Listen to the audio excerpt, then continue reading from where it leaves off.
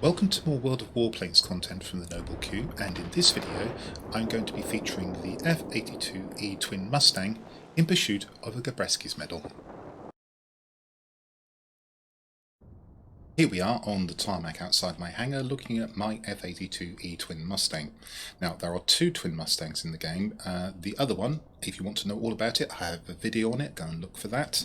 But it carries more ordnance in the shape of 5 extra rockets, and it also has more machine guns. However, in compensation, this one is rather more manoeuvrable, and the machine guns have about 200 feet extra range.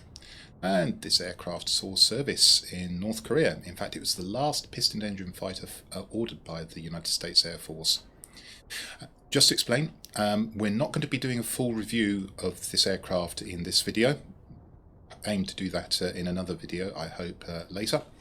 This is going to be a demonstration of what you can do with the aircraft, specifically showing you how I went about getting a Gabreski's in a favourable battle.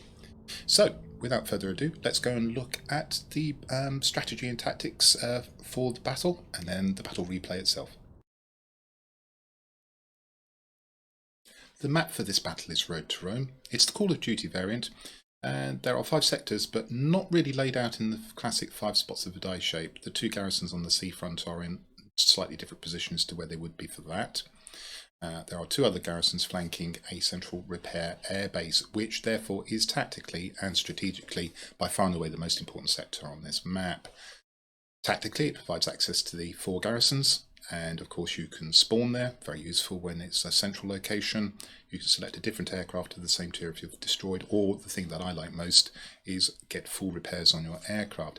And to win this battle, you need to hold the airbase for longer than your opponent, and use that to get at least 2 of the garrisons. Actually, if you hold the airbase for longer than your opponent, you've got a very good chance of getting more than 2 garrisons. If we look at the order of battle, I'm on my own in my F-82E. Every other aircraft, both on my team and the enemy team, is a bot. And given that the garrisons have lots of soft targets, so does the airbase, and that I can get repairs, I instantly thought, here is a very good opportunity for a Gabreski's medal. I wouldn't be affecting the games of any other human players because there are none, and I thought, let's go for it. So let's see how this battle panned out. Now, as mentioned in the strategy and tactics, I spotted, because this was an all-bot battle, and because of the suitability of the sectors, and indeed, given that I'm flying an aircraft with a lot of ordnance and fairly good firepower, that there was a chance of Gabreski's, and that meant instead of going to the airfield, which is where I would have normally gone as the top tier aircraft in this battle, I went straight for this garrison, and you can see immediately I'm lining up first that gun emplacement, then that second one, and now unusually again I'm using my rockets to destroy a soft target. And there we go, that's my first 3 sectors. Now I can think about taking out air defence aircraft and start the process of getting the planes I need for the Gabreski's. As it happens, I've done so much damage my team easily capture the garrison, and it's time to move on, and now I will go to the airfield. Here I'll be planning A, to pick up repairs, and B, to shoot down aircraft until I've got the number that I require for the Gabreski's, and then, with a bit of luck, if the battle permits, I'll move on to try and get the remaining ground targets that I need.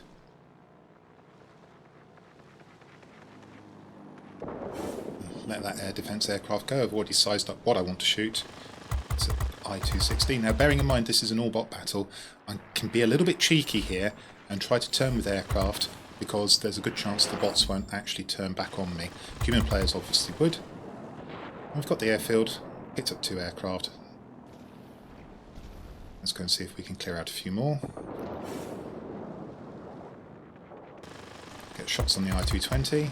And again, on the principle that it's a bot and that it's busy, I'm going to put a turn on it, which normally I wouldn't do, certainly wouldn't do if it was a human player, and that becomes my 3rd victim. Keeping an eye out for heavies as I gain altitude. They're not being very cooperative.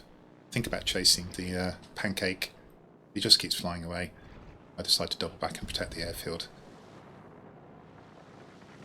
The Typhoon comes in front of me. Unfortunately, that doesn't become my kill. Only assistance there. Continue the search. And this time the Zwilling has flown within range, so I am going to chase that down.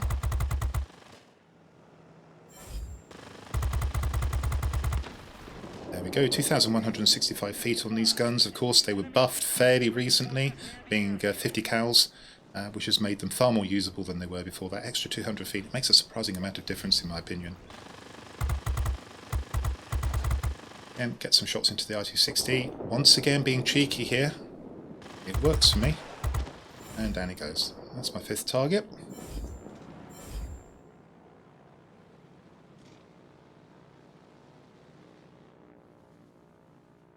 And here's the point where I decide, let's pick up repairs. Still want to get some more targets. The game's well balanced, and here are a pair of bombers. These will be good for me. Now again, if I weren't playing for Gabreskis, I may very well have been hunting for bombers a lot sooner than this. That's one down. Swing to get on the tail of the second.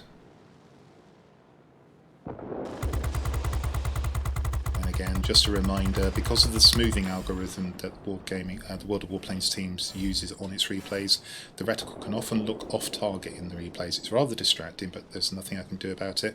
I've discovered that if you record the game directly through different methods, the replays are very jerky. Now the pancake is trying to slow down, throw me off. Unfortunately, I slow down as well, at least unfortunately for it, and that's my 8th victim. And we're getting close to the point now where I'm thinking a couple of more victims for sure, and it's time to go off hunting more ground targets, and I get a little bit impatient.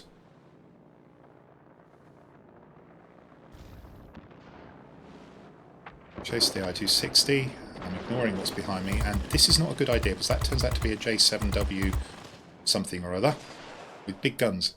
Now I've decided to turn on it, and because I know it's a bot, I keep turning with it. Unfortunately, I got the I-250 there, and it blew up. I set it on fire. And now I realise I've made a mistake. This bot is glued on, and it's not letting go. And my Gabreskis is under threat. It gets some shots into me. I keep turning with it, hoping I'll be able to outmaneuver it. Fortunately, the ground cover gives me a chance. I'm able to damage it critically. Don't quite finish it off, and one of my bot teammates finish it off, but that was bad play, and that was impatience. I should have just flown away, come back, and I would have had an easy kill. Instead, I very nearly lost my aircraft, and it's so easy to do. However, in this case, a Yak 9U flies inconveniently at me. Again, I decide it's probably not going to turn with me, and I'm wrong. I'm clearly at the front of the base and everything is trying to fight with me. Fortunately, it does straighten up as it goes for another target, and that's my 10th kill. And immediately I abandon defending the airfield and I go looking for ground targets. Now I need 4 more. And what I'm going to try and do is get out 2 gun emplacements and 2 soft targets.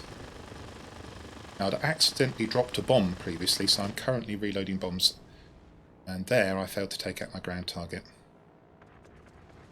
Bombs fortunately have come back in, but I decide on that occasion the best thing to do was get out the gun emplacement and then run away from the air defence aircraft and proceed to the final sector that the enemy owns. I still need 3 targets here. Got a fairly quick reload fortunately. As you can see, I've only got 56 seconds remaining on the rockets. I've got a pair of bombs, so I should be able to take out 2 there. The guns are good enough to take out tents, and I'm ignoring the air defence aircraft. Again, something I would not do if I were not pursuing these Gabreskis. That's 1. Slow down, try and get that in the right place. That's 2. And that's 6 targets, and now I'm looking for an opportunity to take out some tents. I haven't got my rockets back yet. I have to use my guns. I'm very lucky, something partially destroys this ground target here, and I'm able to finish it off with the guns, and that's my 7th target. And at that point, I've managed to achieve 10 aircraft, 7 ground targets, all in a single sortie, and we're clearly going to win this battle. Fly away from the air defence aircraft. The Yak 9U flies across me, conveniently. Becomes my 11th kill towards the end of the game. And a good job.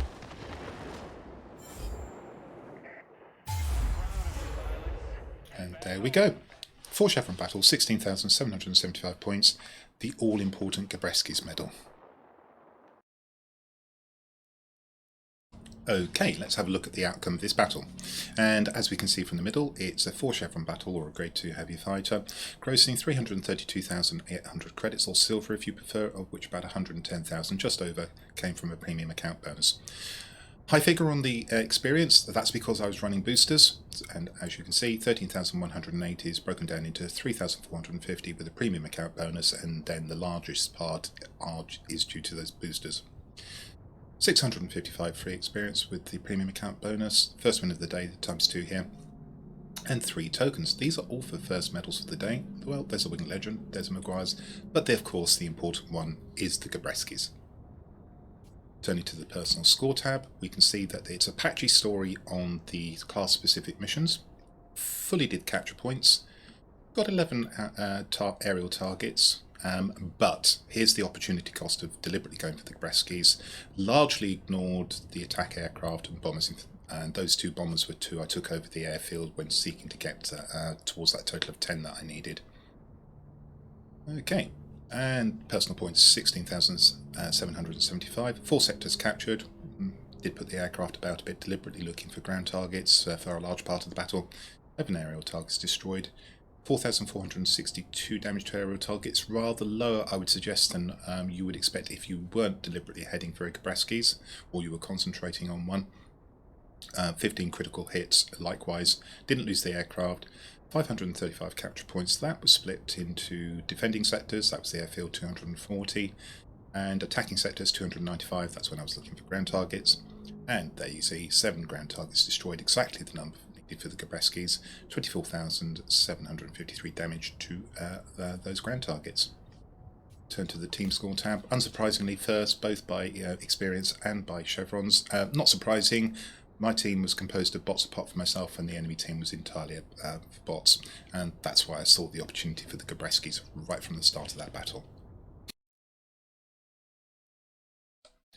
That's the end of my quick look at the F-82 Twin Mustang, and I hope you got a sense of what this aircraft can do with its guns and its ordnance in this battle, although it was aimed specifically at getting a Gabreski's medal when I spotted the opportunity.